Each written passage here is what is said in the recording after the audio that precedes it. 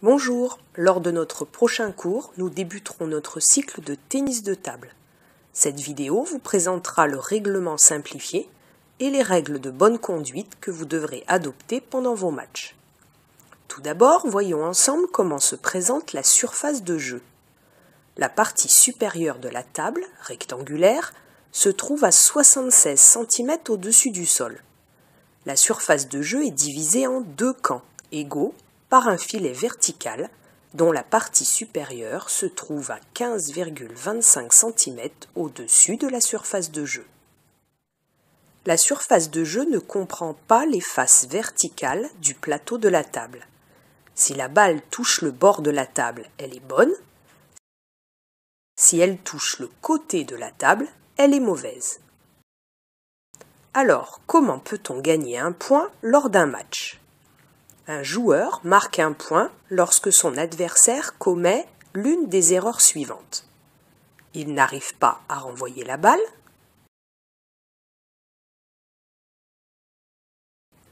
Il la renvoie en dehors de la demi-table adverse.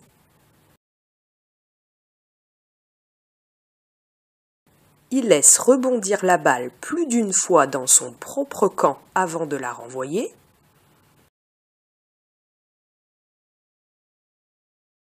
Il touche la balle plusieurs fois de suite.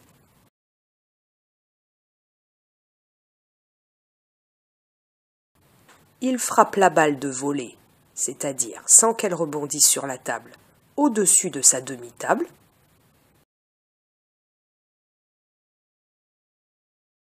Sa main libre touche la table ou il déplace la table en jouant.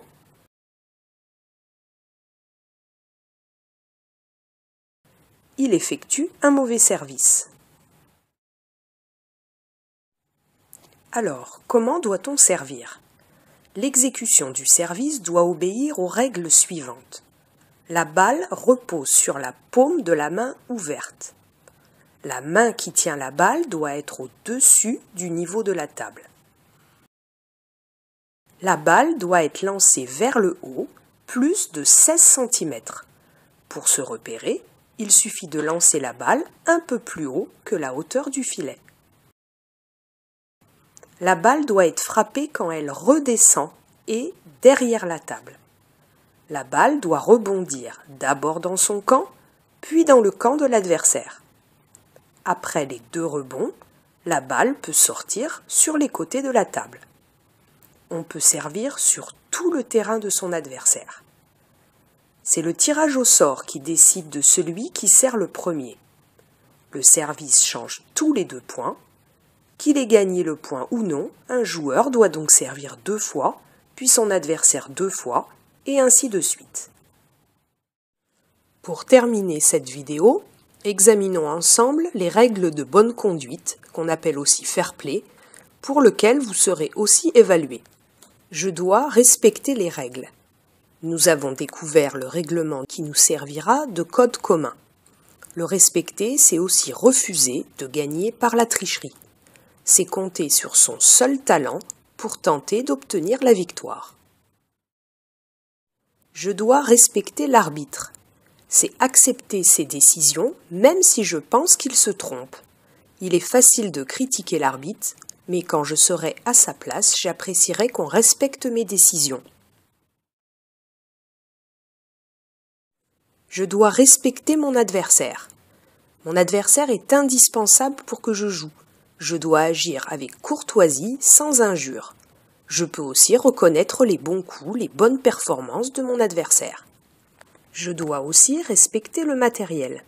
Ceci est important pour continuer à jouer dans les meilleures conditions.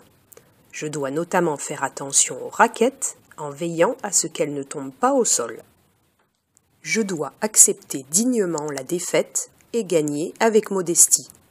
Mon adversaire n'est pas mon ennemi. Même si je joue contre lui, en fait, je joue avec lui. Être fair-play, c'est être bon gagnant et bon perdant. En résumé, je dois donc accepter la défaite et gagner avec modestie et simplicité, respecter les règles, l'arbitre et mes camarades. Je peux aussi me mettre au service de mes camarades pour leur permettre de progresser. il ne me reste plus qu'à vous donner rendez-vous à votre prochain cours.